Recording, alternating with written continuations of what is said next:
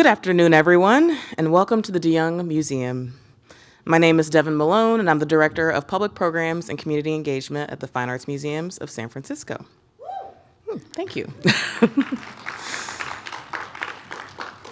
Appreciate that. I'm thrilled to welcome you to today's conversation with artist Leilah Babirye and curator Natasha Becker, coinciding with the opening of Leilah's first museum exhibition, We Have a History. And don't we all? As Pride Month nears a close, I want to thank Leilah for reminding me of the tremendous privilege and joy of being loudly Black and queer, transnational lineages of continued queer struggle, and the gift and glory of chosen family. To share more about today's speakers, Leilah Babirye is a multidisciplinary artist and activist who lives and works in Brooklyn, New York. She studied at Makerere University in Kampala, Uganda, and participated in the Fire Island Artist Residency in 2015. The artist fled her native Uganda to New York in 2015 after being publicly outed in a local newspaper. In spring 2018, Babirye was granted asylum with support from the African Services Committee and the New York City Anti-Violence Project. Throughout her practice, Babirye transforms wood, ceramic, found materials, and paint into figurative subjects that address issues surrounding identity, sexuality, and human rights. Babirye explores the diversity of LGBTQI identities and endows each subject with regal dignity and expressive tactile beauty. Her work has recently been exhibited at the 2024 Venice Biennale, as well as exhibitions at Yorkshire Sculpture Park, Gordon Robichaux, Stephen Friedman Gallery, the Hessel Museum of Art, Socrates Sculpture Park, and many more. Natasha Becker was born and raised in South Africa. She serves as the inaugural curator of African art at the Fine Arts Museums of San Francisco. In this role, she oversees the museum's collection of African art, envisioning new ways to present and interpret the diversity and complexity of African art. Becker holds a master's degree in African history from the University of Western Cape and completed coursework in art history at Binghamton University in New York. Her commitment to connecting people through art and leading meaningful conversations is evident in her work as she amplifies the voices of African artists, past and present. Leilah Babirye, We Have a History, is her second contemporary African art exhibition at the museum, intended to spark critical conversations, challenge stereotypes, and inspire new perspectives.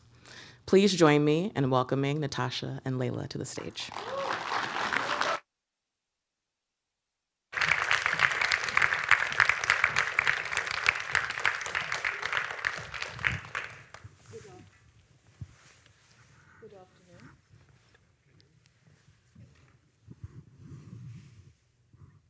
I don't think this is on. Oh, okay, it's on. Good afternoon, everyone, and thank you, Devin, for that warm welcome and introduction, and thank you to you and your team for also supporting us in today's conversation. And thank you to our guests for joining us live in the auditorium. It's really a treat to see, to be in person. And so thank you for coming out on a beautiful sunny day. And to our live stream audience, although we cannot see you right now, we are thrilled that you are able to join us too. I'd like to begin by thanking Leilah Babirye for collaborating with me on this exhibition. It has been such an honor and a privilege to work with you and to see your work in the Arts of Africa galleries standing shoulder to shoulder with this tremendous and important history of sculpture that spans millennia. And it's just truly, we are so honored to have you here. Thank you. Thank you very much, Natasha, for that beautiful introduction. And I've said it many times, how you talk about my work. I've had a lot of people talk about my work, but the way you talk about it, it feels like you're in, like you kind of also direct in the back. Thank you very much. And thank you very much, Devin. for the beautiful introduction and everybody who is here today for the talk. Thank you. So I thought we'd begin today's talk with just a little bit about, background and inspiration. I've known Leilah for many years, even before I joined the museums, and I've had the great pleasure of seeing her work in New York City and, grow over the years, and to see her in exhibitions around the world. And so I wanted to, begin with something that we talked about during this past year, and in fact that you will discover in the exhibition and in the galleries when you read some of our didactic texts, where you talked about being inspired by your professors at Makerere University, and in particular you mentioned Lillian Nabulime, Margaret Nagawa, Sylvia Katende, Maria Nata, and I just wanted you to say a little bit more about what it was like to have these women professors when you were studying sculpture and ceramics in Kampala. Thank you very much. I like how you're kind of phrasing this. Did you even not give me these questions to look at? Well, that would be no fun. Thank you. So how did it feel to, work or to have been taught by women sculptors? At Makerere University, when I joined in I graduated 2010 for my undergraduate, but so that will be 3 years, 27. That's when I think I joined university. But working, just even seeing the liberty, the first drive that gets me to choose sculpture when I went to university, first it was women, like finding Dr. Lillian carving outside the compound of the art school. So now the other thing coming from a Muslim family, it was kind of also freeing myself from the fact that I'd gone to a Muslim school, we dress up long, you have to put on veils, and then the other way of also doing an escapism of not dressing like that, I realized sculpture would be the best way, because there was no way. First I was coming to campus dressed up like that. So that was another one. So that kind of liberty, first from dress code, now the liberty of diving in to what I thought men was supposed to be men's work, and now I'm seeing women doing it. That was another drive. And it was also, when you look at their works, it was political. It had a lot of meaning, their work at that time, it had important issues that were concerned in the government, in the country at that time. I think that's what drove me. Those are the memories that I can remember. And the fact that they also gave, like Dr. Lillian Nabulime, seriously gave all she had to kind of make sure that I become good. Because we started off like 3 girls for the course, and then ended up being 1 girl in the course. So I think for that kind of also made her know that, I'm creating another one for the next generation. Thank you. I think that's so important to underline, is how much the history of sculpture, whether it's the history of sculpture in Africa or in the West, has been men sculptors have been so overrepresented, and I think excavating some of these histories of women are also so important. So when you do see all these materials, right, whether you were a student or even now, when you look at wood and clay and these found materials, what is it that you see, What is it that you see that really inspires you to, as you say, go at it, jump in and create something?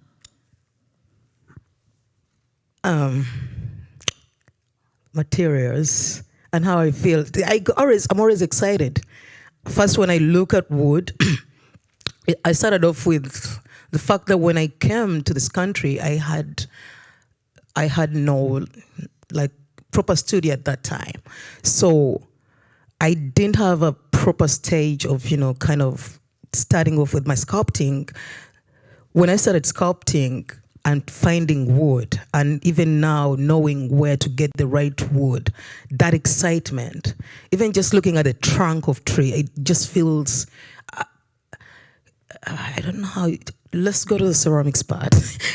Because the feeling, that's a very, for the wood, let me simplify it. It feels like, this is how I take it.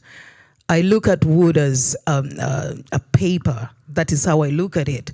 And then I'm looking at it and it's like cheese. I want to just jump in and see what I can just do with this. You want to take a bite out of it. Exactly. If you ask me how I feel. And when it gets to my ceramics, it calms me down. I'm in the studio, and because with ceramics, it's patience, which I don't have. And I don't have patience, but I do. At the end of the day, I get it, because I have to be patient for these ladies to look good.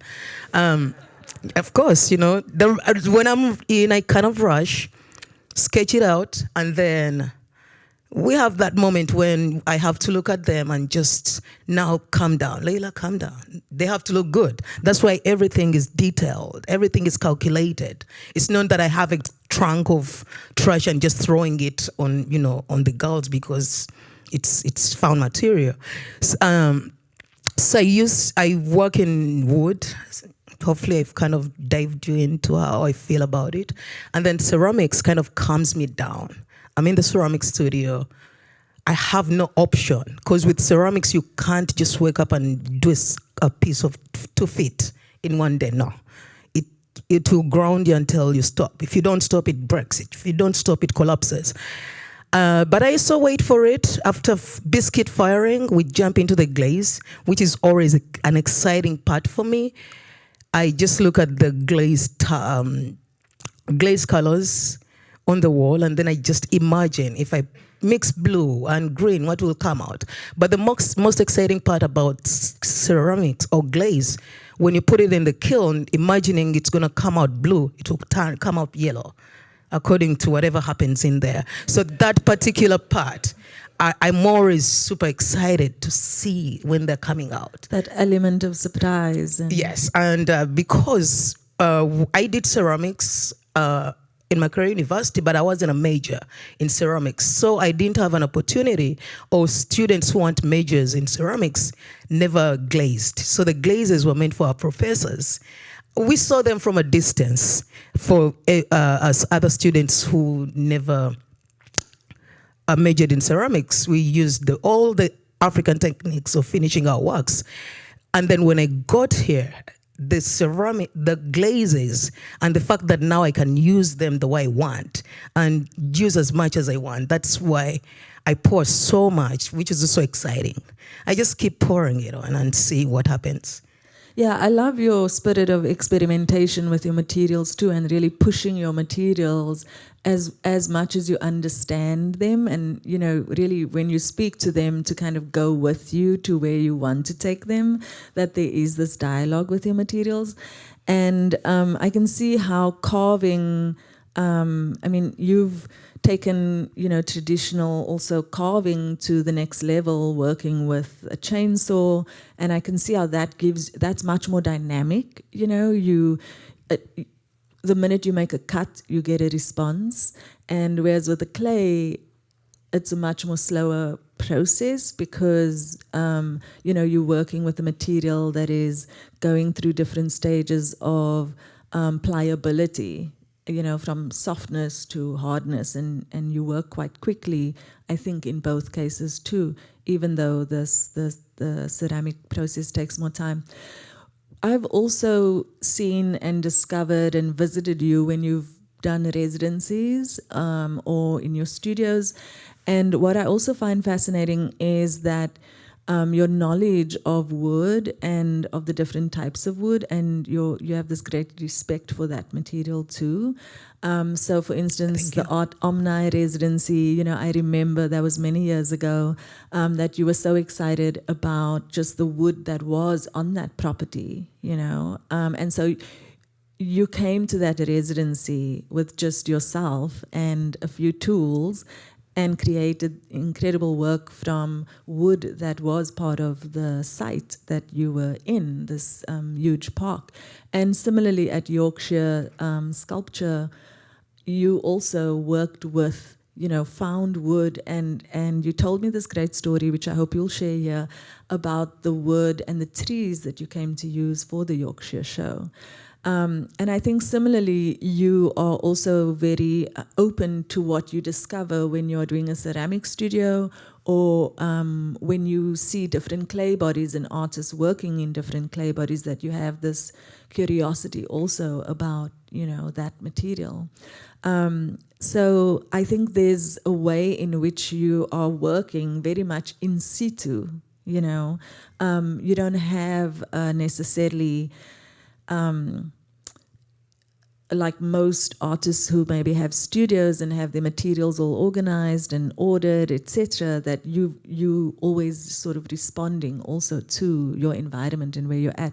And that also draws for me a lot of parallels with historical sculptors, who really used wood and materials that were around them and within their communities or within the region in which they lived, but also introduced new materials which reflected trade or exchange or prosperity or adverse, times.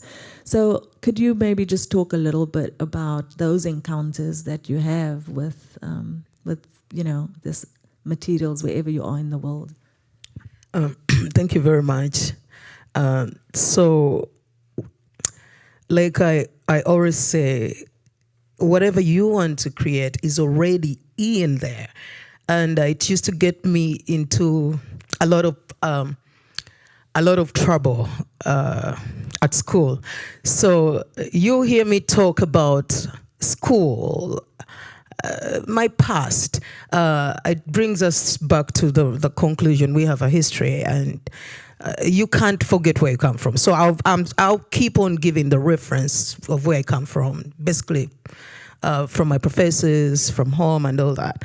So I always walked into the classroom without a sketchbook. And traditionally, when they're teaching, they ask you to do a sketch, start off with a maquette, and then do the final work. I don't have that time. So that used to get me into a lot of trouble, because I used to do the final work. Of course, the professors will know that I started from final work to the maquette, now to the sketch. That's how I used to do it. Because I literally don't find it, I don't want to say it doesn't make sense, because it makes sense to the professors and to whoever does it. It's in the head. And when it gets to tools, I'm just going to say, I'm walking into the ceramic studio, first day, and they expected me to come with an entire set of tools.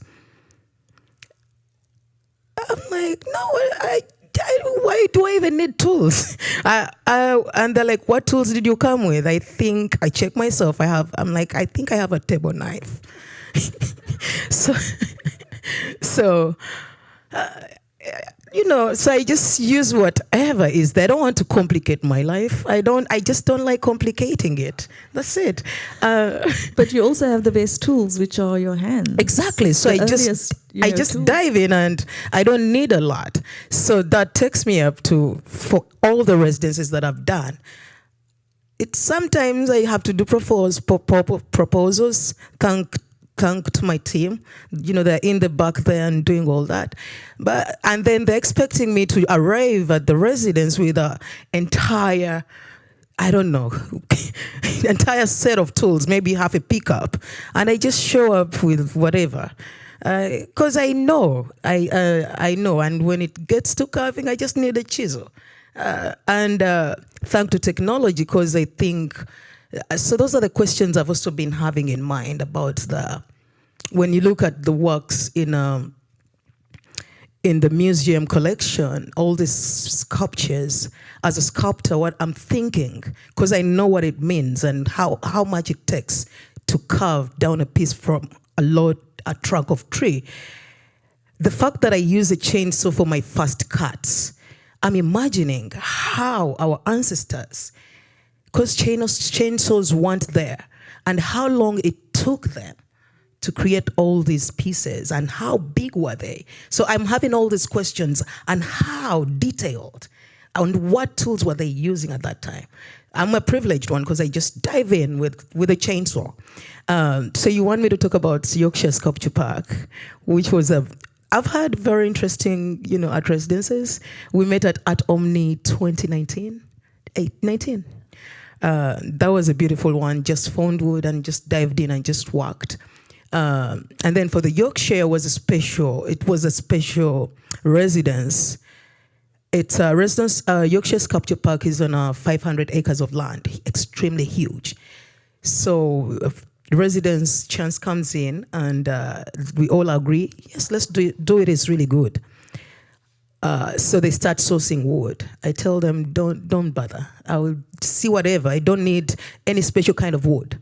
I'll just come in, see what you guys have, and we start from there. So I go to Yorkshire. First, I wasn't allowed to carve, to use a chainsaw, because I'm not licensed. For the first time, I didn't need a license to carve or to use with a chainsaw in London. First downside, they took me all over the place. And I'm looking at all these stamps. I'm like, this one. And then finally, they take me to this spot where a tree had fell, maybe a week before I landed. I just told them, this is all.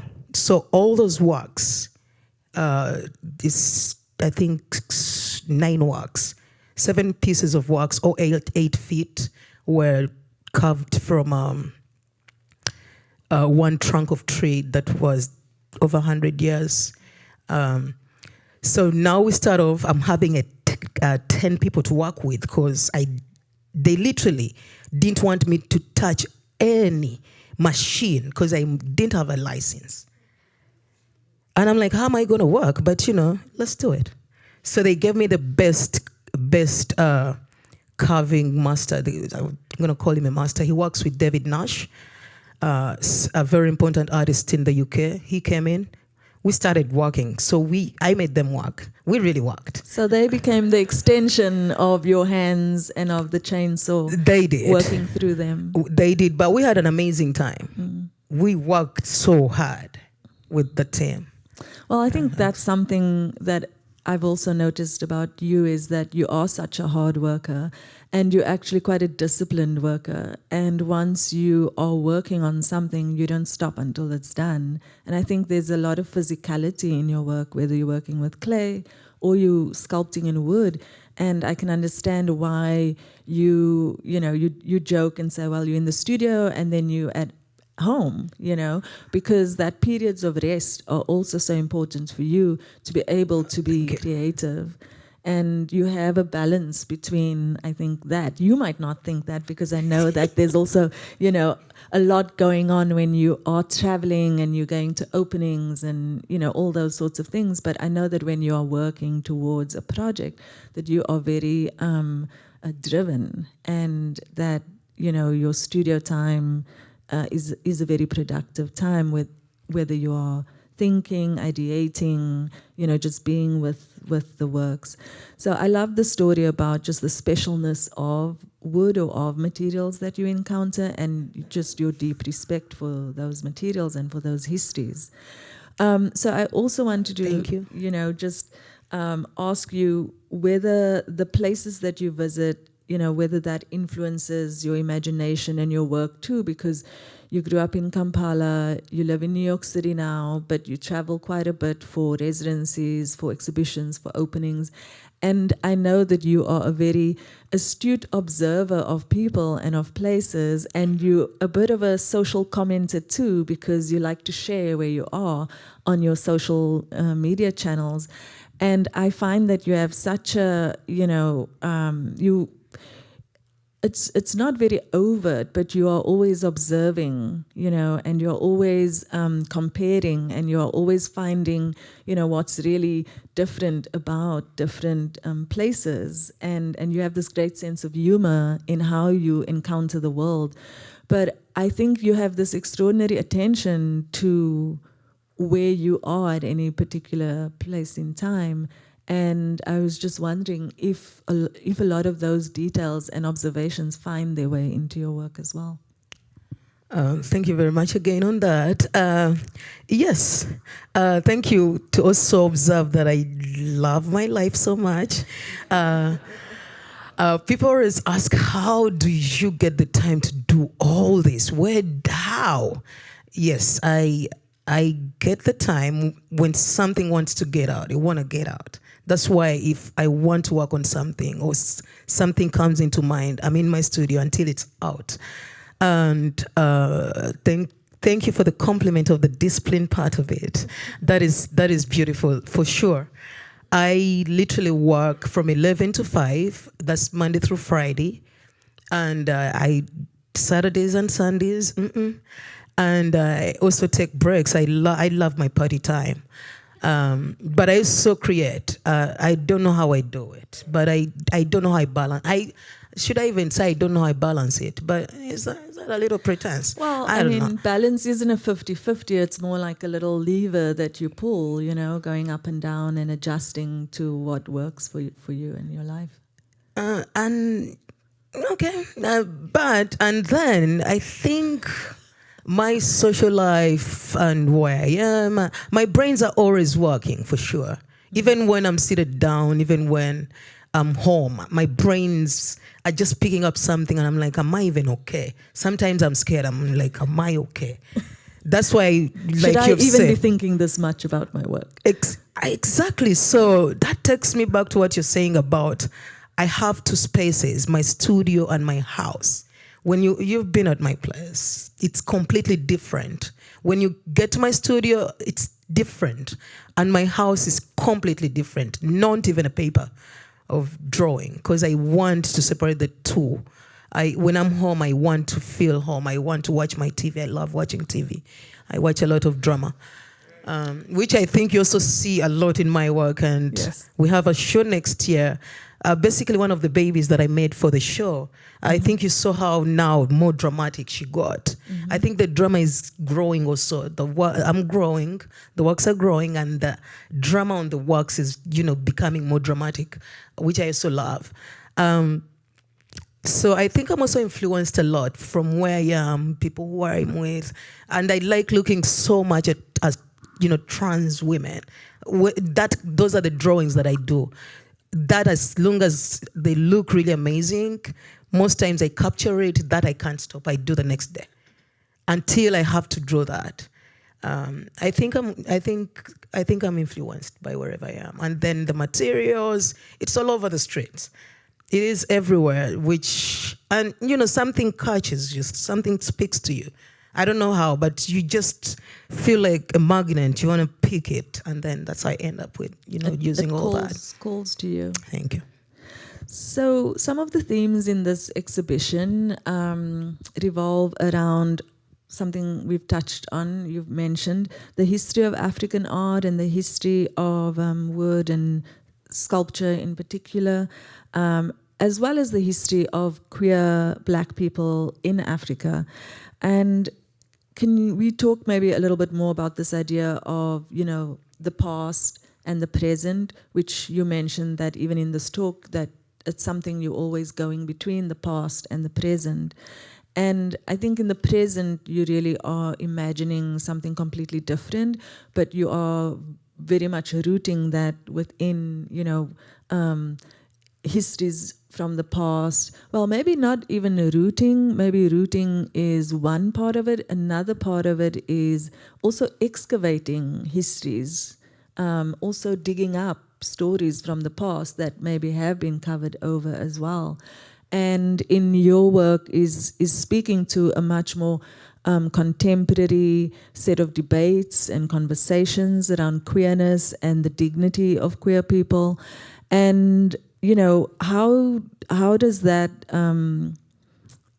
resonate for you in your work and in your life, that movement, which to me seems very seamless, you know, that time is a little bit more elastic and can stretch and can encompass, you know, stories that transcend time.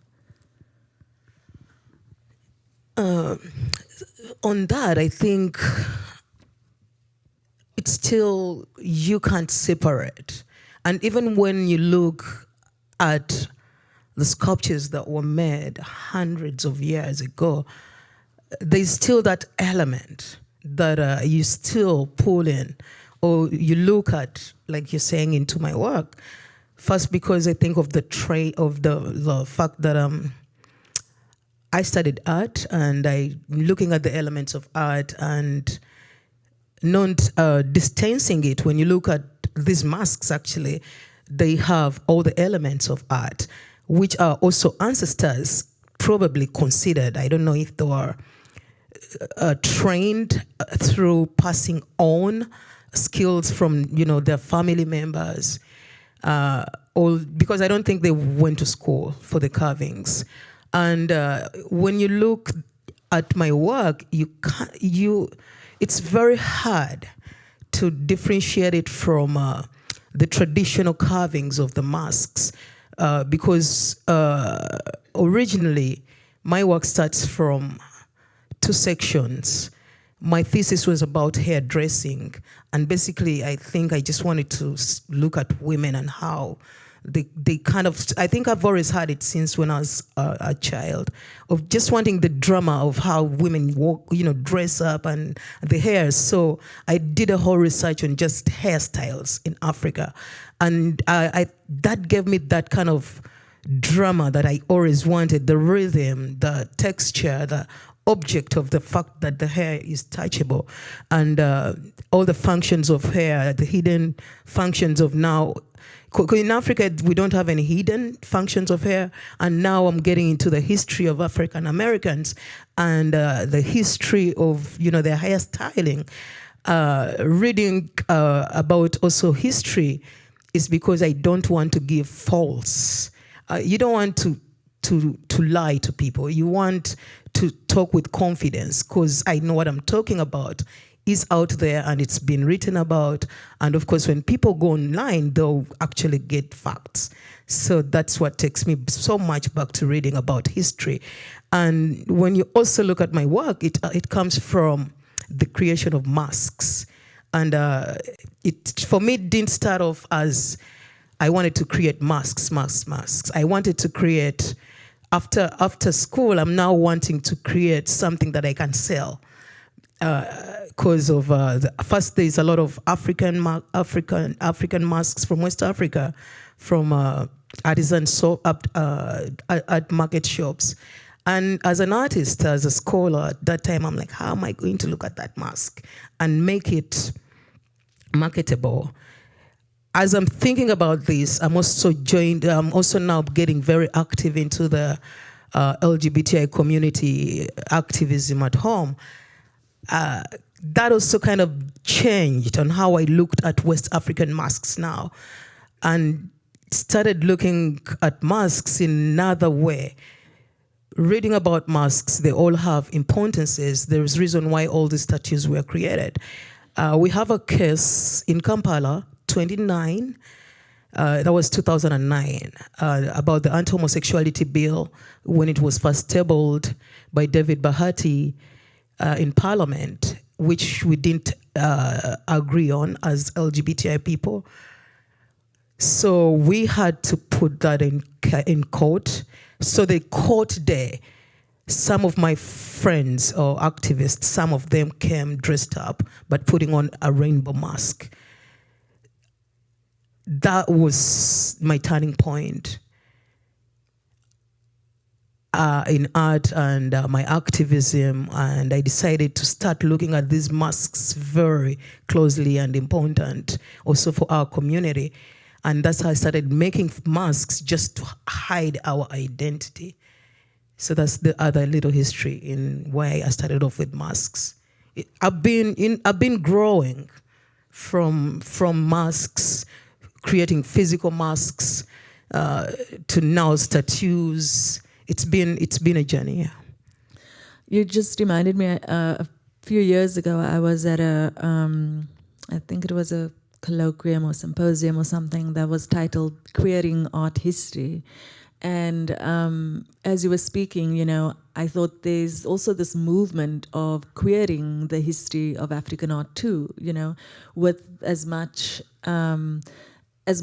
like you are so close to it in how you are using similar techniques of wood carving and techniques of hand modeling your clay, but at the same time also innovating both as a woman sculptor, as a queer person, as a queer artist, and also, queering that very own history too by saying, this queerness has always been African, both within our history, but also, how can you bring that queer lens to the history of art itself, so that there is this more contemporary meaning that you can create from this history and this legacy. And you are known, and another important theme of your work is around LGBTQ people and this fight for their dignity and their human rights. And I've observed how you work with your sculpture is to really treat your materials, the work at every stage of the process. You bring a lot of care and love and attention, and there's a lot of dignity that you bring to your work as well. And before you send the work out into the world, you're very attentive to making sure that they are presented in a way that speaks to that process. And so I wondered how you see people, when people are interacting with your work, when you see your work out there in the world, like in this exhibition, in other exhibitions, in popular culture, in press, in articles, how do you feel when you see people interacting with your work, and what kinds of conversations do you think it has sparked, or how have people responded to you when you have had those opportunities to speak with people? Thank you. I think like you said, when we shall get there as soon as we start talking about your work, we shall talk for hours. So, but there's a lot of symbolism. You give them clan names. You're creating family. It's babies. Friends, your babies, your queens, these are human beings. Your sisters, your grandfather. And I think you just take so much care in them. So it's not just that you're advocating for the dignity of queer people, but in your practice itself, you have a very dignified way of working with your materials and with your sculptures in the studio and in the world as well. Thank you. I think that all comes in with what I'm trying to get to define, to talk about my work. I'm looking for, so I look at them as human beings. And when I start carving, as I'm carving, this is now when I realize I'm going to create something, because like I've said, I don't have any sketches. I just imagine whatever is coming out. Whatever cut is coming out, I just respect it. And I always say, the baby just didn't want to have an eye. The baby wanted to have a big mouth. So just embracing all those. The baby wanted to have a scar. That's when I go into a deep cut, and I know I'm not going to kind of sand it down. It's really deep. So the baby wanted to have a scar. So I kind of just even feeling that I'm creating that part, and now after creating the first cage, I'm now looking at it. This is now when I'm starting to think, oh, who is this person now? Which name should I give her? So I'm now having all these talks even when I'm walking, I'm in an Uber, I'm thinking, okay, how is she going to dress? How? So I'm having all these how many questions. I think that is what gets to them to look like that and really come out really beautiful, because it's a process. I'm thinking about them. Even when I'm not in the studio, I'm thinking about something that I already created. I want it to look like this. And then I'm having all these many questions. Oh, will it have a silver? Will it have a copper? How will she look? So that's why I think. And it also takes us back to when you look at, so my inspiration basically about my latest works, why I'm so obsessed with drag queens and trans men and trans women. It's because first seeing the real trans woman or drag queen was in Fire Island. I'd never seen one, typically. So that kind of passion they have for their looks. I would go to Ice Palace. I don't know if you know Ice Palace. Yes, I do. Yes. So that was my best time all the time at Fire Island. So just to see how they walk in, how elegant they want to look. So the drama around them. So that is, when I look at that, I want my work to be seen like that. I want my work to, somebody feel the drama right away. They don't even need to be explained. You just see it and be like, oh, she's beautiful, you know? And my understanding, when you use the word drama, I translate that in my head as, the life stories and the experiences and the traumas and the love affairs and all the things that make us human in our lives, that make us addicted to soap operas or, shows that have lots of drama in them, because they're really all about the things that make us vulnerable, the things that we overcome, the things that we enjoy about life, that it shows that full spectrum of maybe your experience, your personal experience, which is certainly a part of your work, but also, the human experience, right?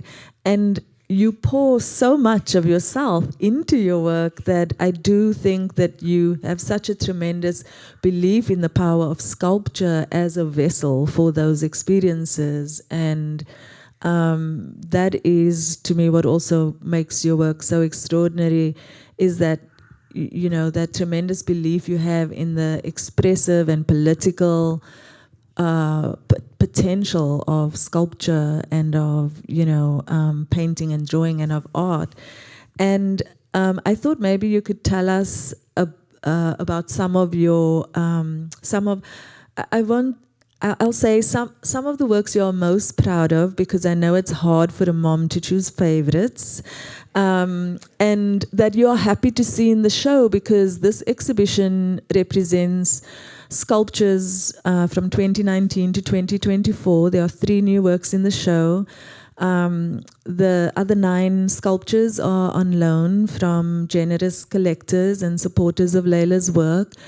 And when we walked through the show together, you were so surprised to see some of your work, because if it's not in a museum, for instance, where you might be able to see it more often, but if it's in a private collector's home or it's halfway around the world, and I love seeing your reactions, like saying hello to old friends, So I thought we'll maybe just stick to the show, and you could maybe just, share a couple of works that you feel really proud of and happy to see again. Thank you. I don't want to be a bad dad stroke mom, because I've literally, my studio manager just told me she's so far documented, over 237 sculptures. Ugh. And that's in less than 10 years? I don't know how I do this shit, man. I'm sorry. I don't know how I do that. So let's concentrate on this. How do you want me to say, this? Well, this I is, know okay. that one is very important to Okay, you, let's get to, Bawala. they're all And- important. They're all Yes. important. Special, let's say. So my special babies or my special sculptures. So this is what I've always that I've done in since I started, creating sculptures and naming my works after the different clans in Uganda. So I'm creating my works from different clans in Uganda just to make our own family, our own queer community, just to have our own people that we also are going to stay in the history. Actually, they're going to stay in the history, queer history, forever. It's us. So every exhibition or all exhibitions have been important, but I make sure if I have a project in the clan system or clan names that I give in that particular show. I come from the Antelope clan, which my father is from the Antelope clan, and then my mother is from the Lungfish clan. So I make sure in every show there is a Lungfish, one person that comes from a Lungfish, who is either an auntie or mother, and then I also make sure I have one piece that comes from the Lungfish clan. So with this particular show, you want me to select how many babies? That queen. Did you see that queen? The mask, the ceramic mask with that the dramatic one, the lettuce drummer. Yes. But my favorite, so it was also, like you said, when I saw them, I was shocked. I was like, oh, when did I do you now? When were you out? So I'm looking at them. Mostly the 2020 works, the 2020 babies. Those babies really came out so fast. So there are many babies. So I was surprised to see some of them, and I'm like, oh, you're also 2020. I thought you're 2021. So I think just seeing even the years, that kind of excites me. And but with this one, I did a piece that first piece so far is the first and last piece that I made out of ceramics. It's one whole piece. I made it at Cal University, and it's a ceramic piece. So when I looked at this piece after making it, I just say, you're going to be Jaja. So I gave it my grandfather's name right away. For the most of my works, I named them women names. And in this show, there is two pieces that are given male names. And that's my grandfather, who is actually owned by the Hammer Museum, and a friend of mine who is a trans man. So that is two names. He asked me, don't use one name. People won't know that it's me. Use both of my names. So I honored that and named one of the new babies his name. So those are my favorite. No, we don't want them to fight. No. For sure, I don't do it even in my studio. I'd be like, ladies, don't fight. I don't want to come in the studio and all the sculptures are on the floor, and they fought all night. So we don't want that to happen between these kids and their ancestors. Mm-hmm. We don't want it to happen. So I think... Well, I think they know, like most kids know, when your mom calls you your younger brother's name instead of your name and mix it all up. I think that happens in every family. But I also love what you said in the film that we created around this conversation between, like you say, the new generation and the generation of sculptures that represent older artists from the past, the ancestors, that the questions that you asked around what will they be saying to each other, how are they interacting, what are the kinds of conversations that they are having. And that is really what we wanted to create with the exhibition too, and for our visitors is, for everyone to have their own experience of what they think these works are saying to each other. And I think with that, I see that we probably are reaching the time for some questions from the audience. And of course, we want to leave some time for your questions because Leilah and I could probably keep chatting for at least another hour. Thank you. Thank you. We have people who will come around with the microphone, so if you could just raise your hand, one of our colleagues will hand you a microphone. So, Leilah, I've had the pleasure of getting to see some of the works in process and be made. And what strikes me is that there's a bit of magic that happens at the very end. The kind of moment of putting on the lipstick and the adornments and the final touches, whether that's the woven tires that drape over an ear, or whether that's something that's just a little bit odd. But I wonder if you could speak about that last stage of making, the adornment process. And yeah. Thank you, Brad. So that is the most, that's the most time that I now spend to create an artwork. That is the most time that I'm just, even in an Uber, I'm eating, I'm with friends, we're drinking, we're partying, but I'm thinking of my work in the studio. What pins am I gonna put on? What I'm in my studio, even when I'm not in my studio, mostly at this stage of my work. So the stage of my work, we start off with sketch. I start off with the carvings. I work with 2 studio assistants. They come in, they sand them down, then they blow them, and they start polishing them with wax. But then I come in, I literally tell them it's okay, they look great, but I come back later and I'm looking for the grains.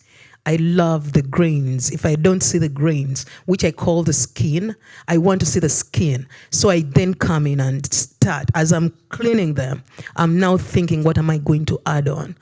And you've seen me do it, thank you. I'm back and forth. And I also, after doing that, at times I'm too much. And then I bring in my manager, my assistants. I'm like, what do you think? They're like, oh, yes, this is great. And then when they say this is great, and the next day they find I've already added on stuff. Because I felt it wasn't right. So it's a very hard time to now make a decision. And I remind myself that I have to stop. There's a time as an artist where you say, I have to stop. It is okay. So that's when I give up. But it's a very emotional time. And that's the time when I really spend. My work can be in a studio for even 2 months. I think we've also had this when I did that baby, the lady with the whole crown. The shippers came in and measured it. But I said no until I feel she's okay. They had to come in the second time to measure it because and it has happened on most of my works because I'm not yet done. I feel she's not yet done. That is a very hard time. Yeah. If I really answer you right, it is. If I don't even know how to explain that time.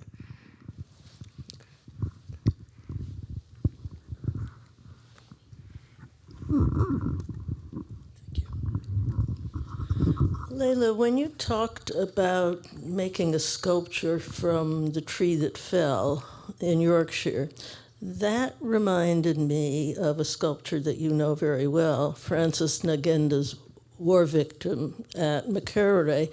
And I wonder if you could talk about the history within Ugandan artists of salvaging wood and turning it into art.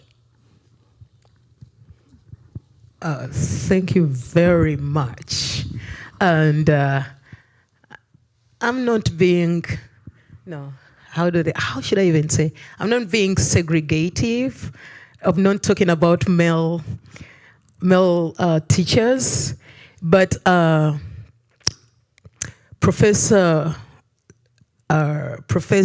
Nagenda, he was the teacher of my professors.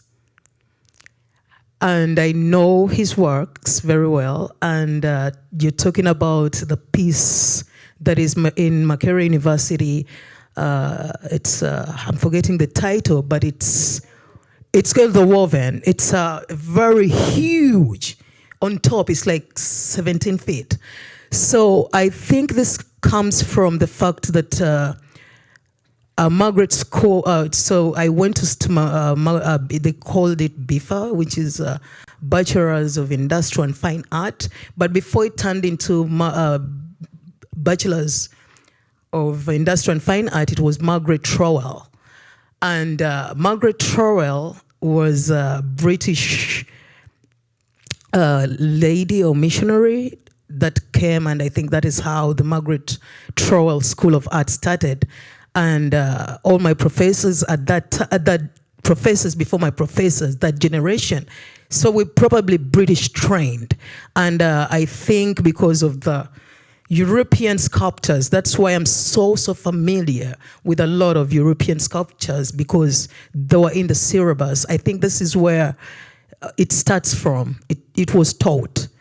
The carving part of it was taught from school. That is why I think all my professors and their professors, their work is contemporary. It's not like how we look at all these masks and works in the museum.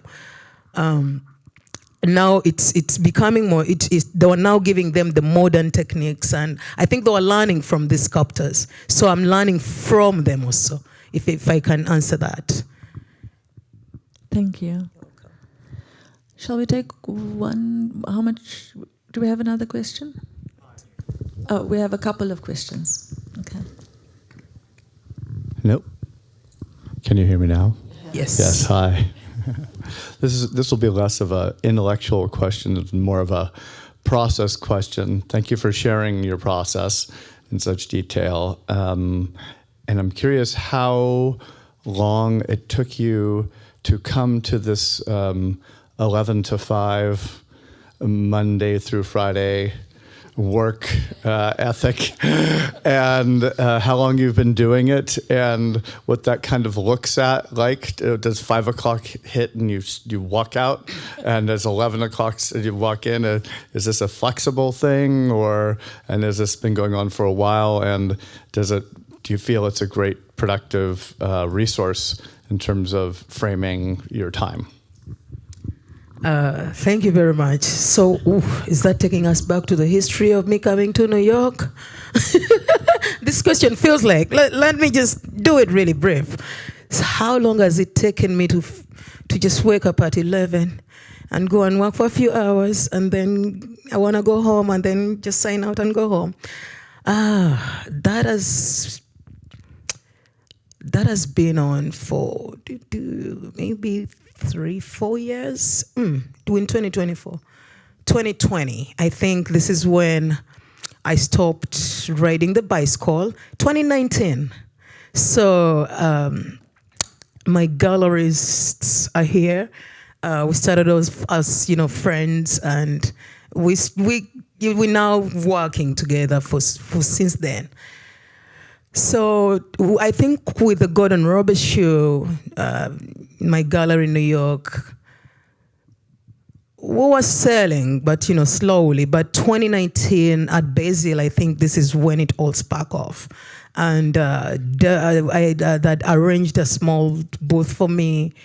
I had some works in there, solo show at Basil, and Gordon Roberts and Jacob. Sam Gordon and Gordon Roberts, who are partners and they work together, they were introduced to Stephen Friedman. And so the first thing after the Basil, I'd sold all my works. And I'd never seen that kind of money. So that's when it sparks off. But at that time, I was riding an Uber. I was riding an Uber bicycle. I was doing Uber Eats in the city.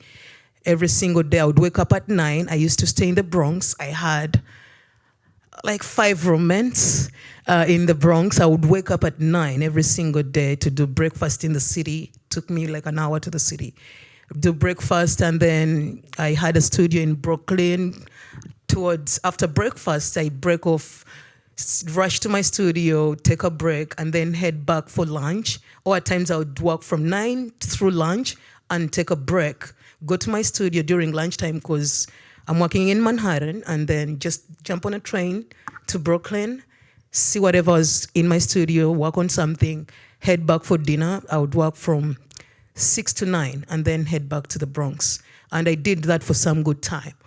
Before that, I used to collect cans on the streets because I didn't have a work authorization. And I just arrived. I'm collecting cans, which I enjoyed so much. That I used to wake up so early because they take out the trash very early. And I'd mastered in it so much that I knew when every single building, when they take out their trash. And I also learned a little Spanish because I had to know how to deal with the supervisors who are all Spanish, most of them. And I would get them a pack of Corona. I'd become so creative at my job. I just come with a pack of Corona, and he just brings in an entire bag of just recycled cans. I have a photo that I just kept for history, me having like 10 bags. I was taking them to cash them in. So I was in there, did some home health aid, taking care of the sick. I also did I used to go to Manhattan every single day just to clean people's houses. There was an app. You just go and do that. I did that. So I think 2019, it sparked off. I stopped riding the bicycle because now we're having good things coming in, and it never stopped. So I was really working so hard. Now I got into the studio and just worked. And 2020, just worked. 2021, I would just go to the studio at 11, come back at 5. Talk about the 11, I wake up at 6 every single day, but roll in bed. 9, I go to the gym. 10, take a shower. My studio is 17 minutes away. Go to the studio. But when I feel I'm tired, because I'm not only tired physically, but my brains get so tired, I just break off. I tell my assistants I'm off. And they know I'm working, even when I'm not there. So I break off and go to the studio and go home. But on Saturday and Sundays, no. So about my time, I'm just disciplined, just like Natasha said. I just know when to stop. And hardworking too. I mean, irrespective of whether you're doing well in your career or whether you weren't doing well, you're a very hardworking person. Thank you. And I think that it has been part of your journey also. And we have a saying in Africa, right, that you can make do with things. You can get creative with very little. In fact, we that is one of our values, is to make a lot of something small. And I think you really embody that value. It doesn't matter where you are or whether you have $1 or $100,000. You have a very strong drive to create. And it does bring me to this question of how has art and how has the conversations your work has sparked, and the way in which people have responded, and the fact that you are making space for queer Black people through your work. How has that changed you? Changed me how? I don't think, when you ask me change, like I no longer have romance, I don't know how to respond to that. How? Well, I mean, do you feel like, that it has changed, like how you see the world, how you see people, how you see activism, through your work, and the fact that it has reached so many audiences, so many people, that you are still involved in activism, that it's made your life better in many ways too, right? That's sort of a more general sense of, whether you feel that it has created an enormous change within your own life, and not only, within the lives of the community that you are representing and, care about and love. Thank you. I think I've really grown up, and I also see the growth in me in a lot of things. Not only in my work, but also in me as a person.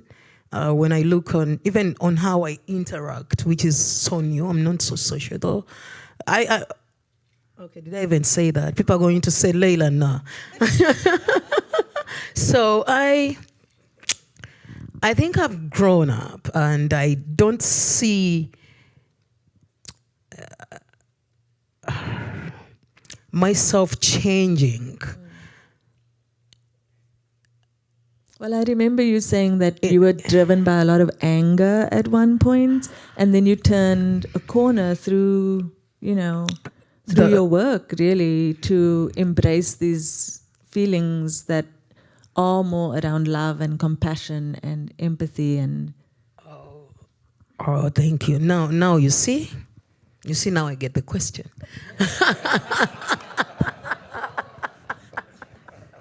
You see? So, because that was so broad for me I was thinking, how did I...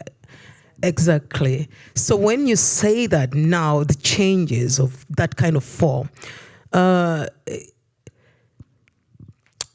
think it has also changed. That now where my work has actually also changed me a lot, actually, on how I see everything, on how I treasure every little thing, and even how I treasure people who love my work, people who support me, even the circles of people now that I hang around with, the people that I talk to, people who are advising me on things. I think it also comes into my work, and it's because now my work is humble. Well, the girls have always been humble, but there was a time when I was just creating metaphors of prisons, metaphors of things that that were bitter. Like I was using I used to use chains. I used to use nails in a form of pain. Yes, and the oppression. On the oppression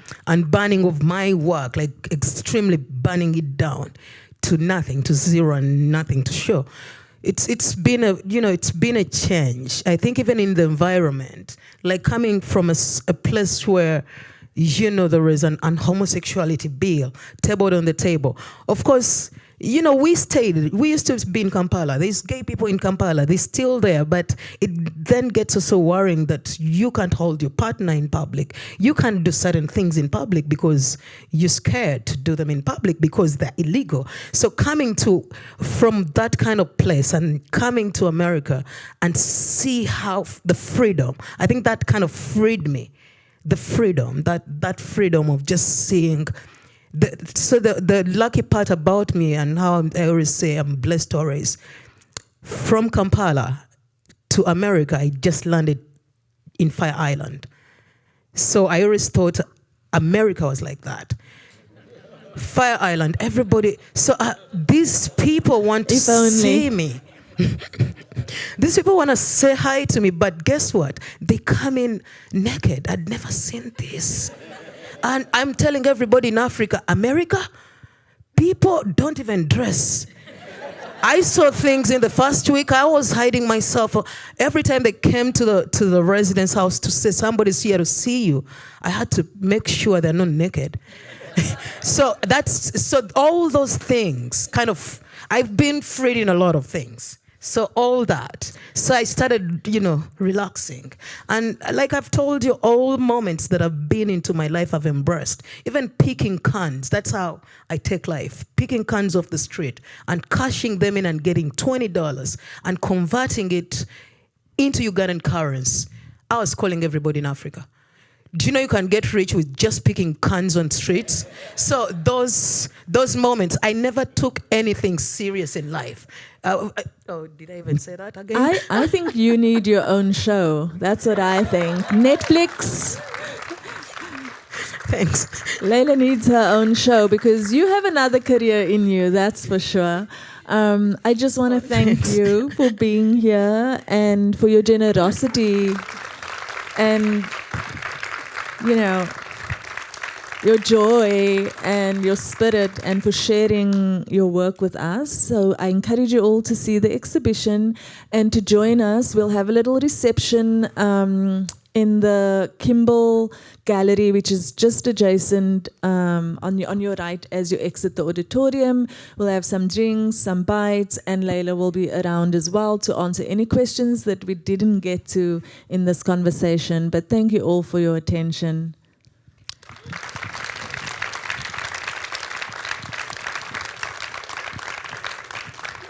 Thank you, Natasha.